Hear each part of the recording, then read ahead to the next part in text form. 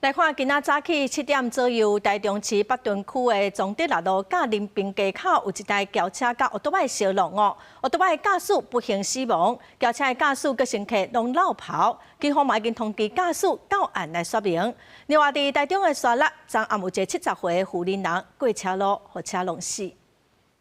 轿车甲机车经过这路口，暗过技术拢无减速，发生严重冲撞，力头有够大，技术被弄飞伫涂骹送去重伤救无转来。现场零件落个柜涂骹，警方到场处理，暗过吊衰车已经拢看无人。就往这个方向。下来几个人啊？大约5个人。是啊。他跟他借啊。是啊。细汉车主赶到现场，暗过伊是将车借互朋友，实际赛车伊讲甲车顶的乘客全部都伫现场。11早起7点左右，台中市北屯区崇德六路甲人滨街口发生车祸。警方表示，这路口无太阳灯，迄时阵67岁姓叶的技师，因崇德六路直行甲直行自小客车冲撞。事后警方也通知肇事的驾驶到案。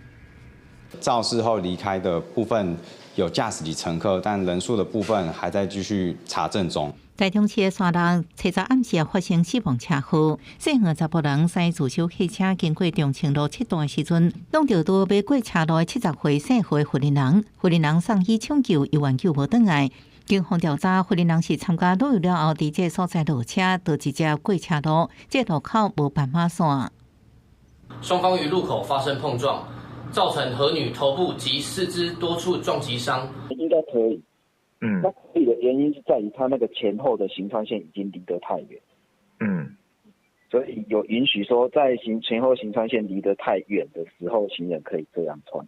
离车祸地点1.4公里的外口才有斑马线。台湾交通安全协会表示，根据道路交通安全规则规定，无斑马线路口过路人应注意车流的前提之下来过。不过，迄时阵是暗时视线无好，妇人人为游览车的车头过车路，也互驾驶无法度看到，会造成安全的问题。记者综合报道。